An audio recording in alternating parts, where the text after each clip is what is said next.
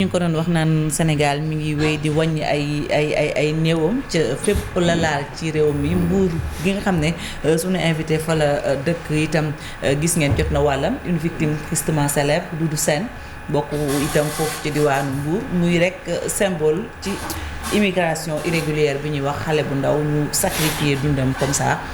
Donc je crois que invité bi liñ ci war a waxtaanee bëri na. liñ ci war a waxtaanee bëri na ñu koy nuyu di ko gërëm ci acceptation bi mu def ngir ñëw teew fii ci plateau bi moom Saliou Samb moom mooy président conseil départemental Mbour jiite également CIRN société des infrastructures de réparation navale. bi mu jëlee fonction sax ak léegi yàggul moo tax naa dinañ ci ñëwaat ndax. nappkat yi dem bari na ñu bëri jàpp na ni géej gi ñàkkam jën a tax wala ñoom waa ministère des pêches ñoom ñoo jaay licence yi nasaraan si ba loolu bëgg nañ ko jàngal mais yaa ngi koy wax sànq bëggoon nañu xam monsieur le président Mbour est-ce que xam ngeen ñaata ndaw ñoo ñàkk seen bakkan ci géej gi. waaw merci beaucoup Chérif tey dama kontaan ci toog fii mun cee wax ak askan wi c'est très important.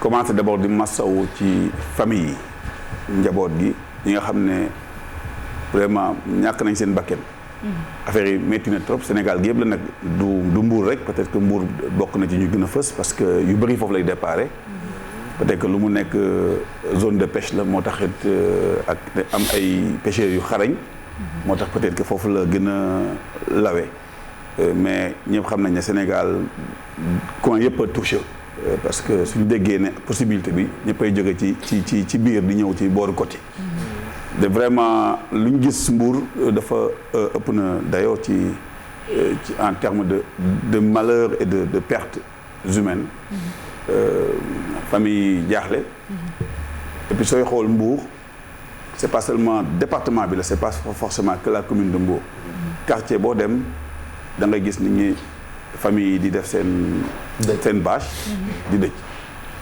yow soo nekk autorité sax doo xam ban kër ngay dugg bàyyi keneen mënoo ko def c'est pas possible parce que y a plus de quand il y a 50 qui dans une même journée c'est pas possible. te dañ leen di woo rek xamal leen ni que seen doom moo faatu ñu dëj sans néew sax. duñ gis parce que ñi ñoo leen koy wax ne leen finalement kii dafa mujj parce que dañuy réer parfois gaal dañuy réer parfois ay 15 jours. am ñoo xam ne le mal de mer duñ ko mën a supporter.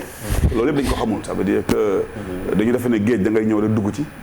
mais géej dafa am ak remous yi ak nu muy vagues yi comme ça donc mun na andi ay problème de ngay des maux de ventre. ñoo xam ne am na ñoo xam ne waaye ngay neer te am na ñoo xam ne mun na nekk boo xam ne day chronique.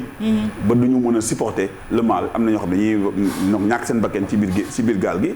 au début gars yi dañ leen di bañ a sànni parce que c'est normal dañuy seen seen xarit dañuy nekk ci seen biir parfois seen parents donc dañuy am attaché wu ci corps bi mais dañuy dem ba nga xam ne corps bi su commencé di yàqu dañ leen di forcer sax ñu sànni ko donc c'est des moments yoo xam ne j'ai vu des drames c'est des drames yoo xam ne nit ñaa ngi xale yaa ngi ñëwaat mais da nga gis ne ay carcasses humaines lañ quoi ça veut dire que ñii dof nañ quoi ça veut dire que booy yi da nga leen xool ils ont un regard hagard da ngay xool seen ça veut dire le blanc du dañ soxla encadrement moral donc man dafa fekkoon moment boobu dafa fekkoon comme ni nga waxee rek man comme maa ngi le nouveau DG de la CIRN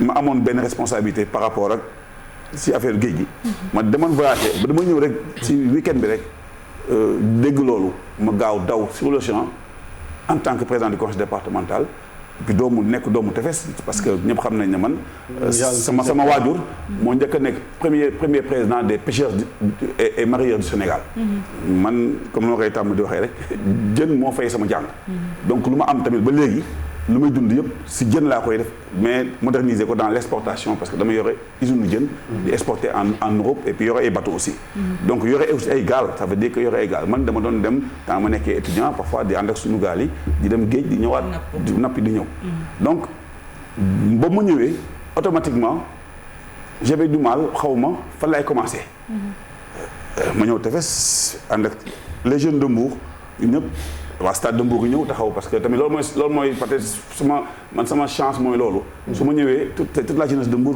ñooy nekk autour de moi parce que ñoom ñoo tàmm di ànd ak man ci activités yi parce que sport moo demee noonu moo amee doole noonu boo ñu demee ñu ne ma nag actuellement day difficile pour ñu dem ci benn kër rek parce que tam ñu ne ñu gisoo ko neneen donc dama dem ci fu ñu naan jaraaf bi parce que c'est moo tax dëkk dafay am toujours organisation organisation traditionnelle yooyu dafa am importance ba ñu demee ci jaraaf bi tam mu nekk koo xam ne tamit ku xarañ Papa Badou Ndoye mu xarañ ci affaire pêche mu ne ma ñu dem def ko jaale bi ma ne ko nag mais dañoo am obligation il est temps qu'on parle avec la population ak wax ak xale yi parce que affaire yi xamatuñ nu mu demee te nag langage bu ñu war a am mooy le constat mooy kenn du wax ne Sénégal amul problème ku ko wax sax yaa ngi jàppale wu nguur gi quoi man je suis pas venu dans la politique pour faire ay langue de bois su amuloon ay problème je pense que kenn du ma oo naa ma ñëwal fii ñu jéem a régler problème yi su amuloon ay problème président Macky Sall les gens n'auraient pas besoin de lui c'est parce qu'il y a des problèmes qu'il a été élu pour essayer de régler ces problèmes-là.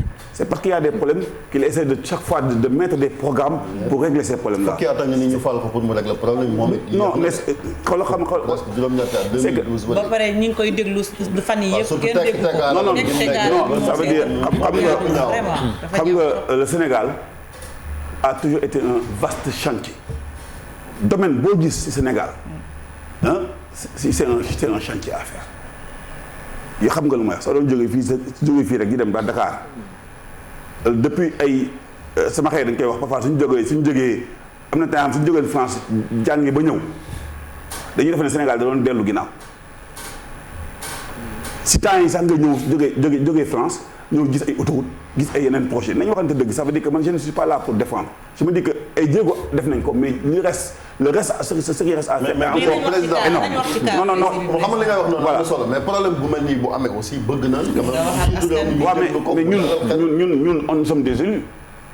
on fait partie aussi de cette administration là. on est d'accord mais dañ fi ñu demee tamit comme dans mon département man ànd naa ak yenn élus locaux yi fa nekk. ñu dem mais cas bi dafa dépasser compétence. waaw c'est devenu national. mais c'est que ne pensez pas que le président amul ay jéego yu mu ci wax dinaa ci accès mais ça veut dire que lu ma wax man Mbour dafa am ay responsabilités yoo xam ne d'abord individuelle xale yi dañoo sonn dañoo bëgg liggéey dañoo bëgg a tekki c'est une réalité kenn mënu koo lii fen maintenant jël gaal yi di dem mënoo fay xamoo dara def ci doo mool gaalu bant la c'est l'international c'est même plus les eaux intérieures c'est les eaux extérieures xam nga fu ngay dem yoo xam ne ça fait plus de 5000 kilomètres ngay da nga koy def par comme ça pour man je trouve que c'est un suicide d'abord première chose je parle de responsabilité deuxième bi wax xaru deuxième bi mooy dans notre Sénégal notre société on a une maladie profonde il y a un déterminisme social boo xam ne qu'on pèse sur nos familles sont trop matérialistes dama lay wax benn affaire fii ko amul dara ci kër gi amoo fa baat soo nekkee sax kilifa bi laa wax de nga mag xale bi xasaraki bi tekki dañuy gën a jox cër ko yow pression boobu ñu wax ne da nga war a tekki amoo njëriñ say sœur naan la waa amoo benn njëriñ ndax fii sa nekk sax duñu la ko joxati xale yi di vivre loolu da leen di poussé ba nga xam ne parfois dañu naan sax toog ngàcc gi ñu am seen kër sax ñu préféré dem sax mu leen ci dugal donc ça veut dire que les familles aussi ak ni ñuy def pression ci xale yi tamit nañ ci waxante rek ça veut dire que là on est en train de parler donc deuxième kii bi donc loolu day tax c'est un problème la donc il faut que dañ famille yi jox plus de conseil ak d'encadrement beneen troisième bi s'il y a pas de convoyeur il y a pas d'émigration foofu la renseignement yi ngeen di wax war a agsi foofu la population bi tamit di xam parce que fu ñuy déparé dañu neen côté ils sont mënuñu côté yi dafa am côté yoo xam ne mënoo fa déparé fu ñu déparé mooy fu nit ñi di gis nit ñaa ngi leen di gis donc il faut que nit ñi tamit nangoo collaborer avec les renseignements généraux avec les sécurités pour dénoncer les choses parce que xam nga problème parce que demati na beneen quatrième responsabilité mooy l'État aussi ça veut dire que il faut pas que l'État tamit mënuñu ko génne ses responsabilités État nag quand je parle d'État ça veut dire que depuis 1960 ba léegi c'est la continuité de l'État chaque fois ñu dem. mais jël la li ngeen moomee rek. non je suis d'accord. non on est en train de regarder. parce que président Macky Sall ba mu commencé ba léegi qu'est-ce qu'il a fait c'est vrai non nañu wax ci affaire jeunesse bi. ba ñu commencé ça veut dire il y a la DER qui a été mis en place. il y a des programmes de formation man je me rappelle d'une chose. Quand j'ai été élu président du conseil départemental parce que comme je faisais d'abord dans le sport ñu élire ma. sama boy yi supporter dañu ñëw ne ma am na ñu ne ma président dañoo bëgg am liggéey ma ne waaw c'est bien ça c'est une bonne chose léegi wax ma yow la mooy sa métier fan laa la mën a jàppale mais président am na métier Ce qui fait que donc c'était un problème. Ça veut dire que donc il faut qu'on aille dans la formation de notre jeunesse. Il faut que te loolu am na jéego gouvernement bi mu ngi koy def avec la formation professionnelle ñu ngi koy def. C'est important le métier. Ça veut dire que nous on a toujours été dans les formations trop générales. diplôme sans emploi mais man bëggoon naa le cas de Doudou Fadi daf ko évoqué. waaw et puis comme ñaanaan Saly la dëkk xam nga njaboot gi parce que moom li ko dal moom moo gën a métti gën a koo xam ne fukki at ak ñeent la am ñu ne papa moo ko jël dugal ko ci gaal gi ba sànq gone gi. Donc ce n'est pas un problème d'emploi qui se pose. Moo tax c'est un problème dans la société. C'est devenu un phénomène qui dépasse même le problème de l'emploi ou bien le problème de manque de poisson. Xam nga actuellement nii dégg naa ñu naan. parce que géej gi dañu ne waa gis naa ko vraiment affaire daf ma métti trop. Xam nga dañoo wax ne géej gi amul jën moo tax. C'est vrai. Avant on était 2 millions de personnes. Maintenant on est 17 millions de personnes. ñu ne licence de pêche yéen waa ministère ko jox chinois yi. Non. Ça veut dire ay licence de pêche man damay xam man quand je parle de manque jën c'est un ensemble. Ça veut dire que man je suis un professionnel de la pêche. Mais borom doole bu ñëwee ak seen i gaal yu mag. est-ce que xam nga ne les monofilaments xam nga li ñuy monofilaments mooy fii li nga xam ne ba les monofilaments yi. ñoo gën a garaaw ay licence de pêche yi ngay wax ay bateaux yi ngay wax. ñoom ñuy jàpp ce sont des et puis gaal yi c'est des filets yoo xam ne suñu demee ba dagg sax dañuy continuer di rey jën yi. jën yi nëpp ci biir di dëpp dans leur habitat bi muy dem ça ñan ñoo koy utiliser c'est la pêche ak ñoo koy def moo tamit c'est un ensemble ça veut dire que jën bi la pêche est devenue très saisonnière. Avant parce que il y a un changement climatique. N'oubliez pas que le poisson c'est un problème c'est la nature. mais yéen ñu war a jëmmal politique de pêche boobu loolu ñu ngi koy xaar ci waa ministère bi ak autorité pour ñu xool naka lañ def ba aar géej gi. waaw bien sûr suñu yaakaar ci la je suis d'accord et puis moo tax ma ne la c'est un ensemble de mesures qu'il faut mettre pour arriver à régler ces choses-là. mais man président avant ngay avancer bëggoon naa ñu def taxaw quand même ci lii ñuy seetaan muy wàllu mbëkk mi wala barsaax yaa ngi naan problème emploi mais à mon avis quand même am na part bu am solo ci emploi parce que am na ay étudiants sax yoo xam ne dañu décédé ñoo xam ne am nañ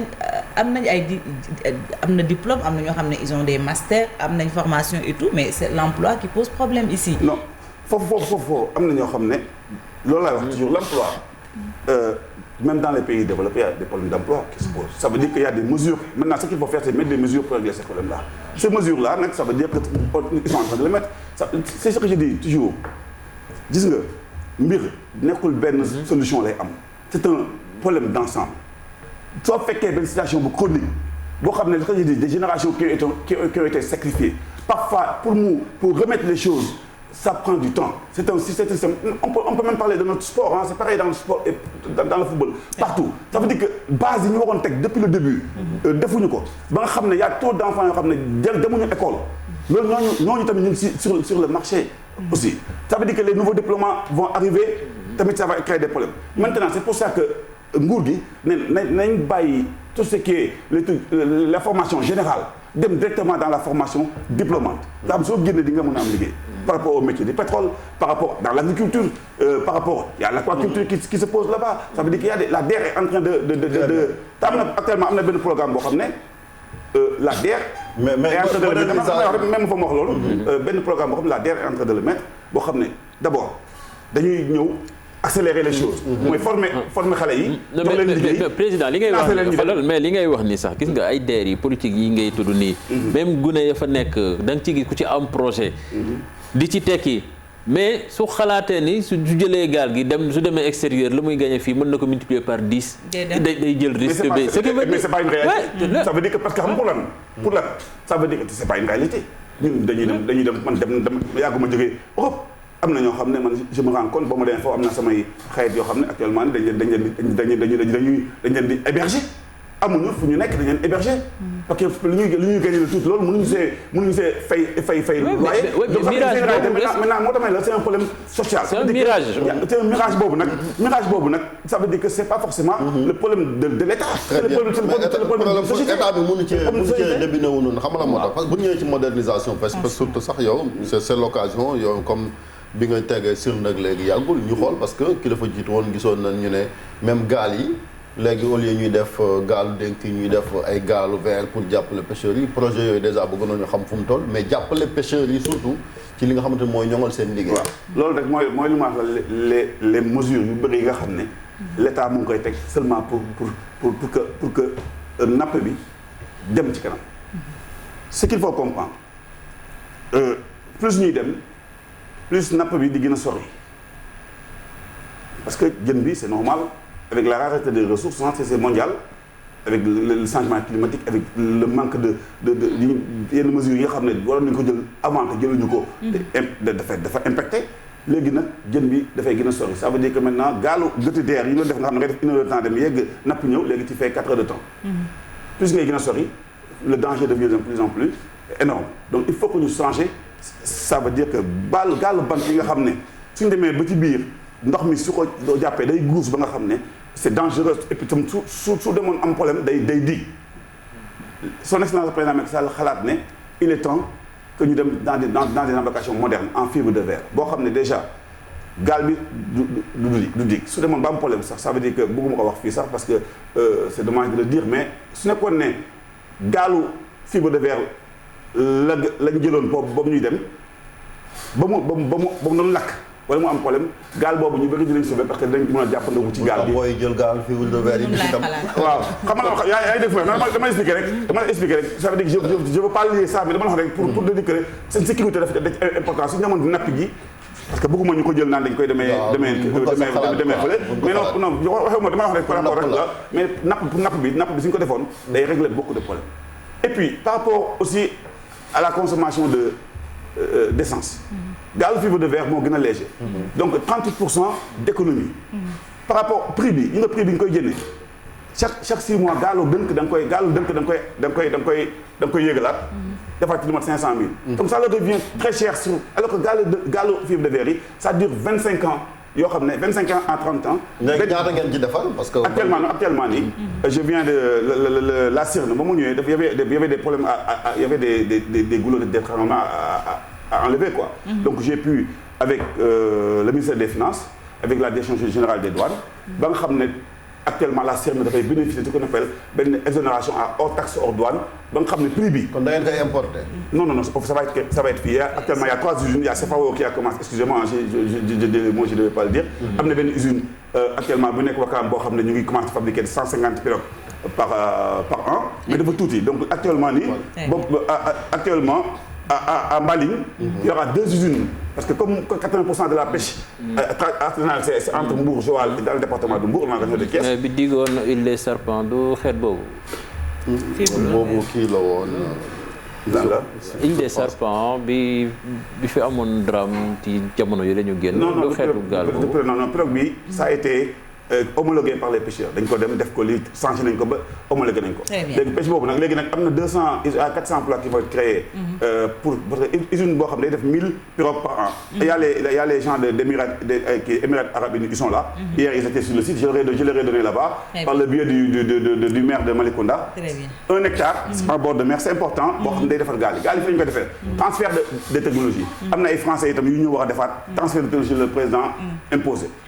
waaw dama bëgg ñu dem seetaani allo présidence comme dafa am waxtu wu nii xaj bu ñu dellusiwaatee ñu jox la buñaa bi tàggoo s'il vous plaît allo présidence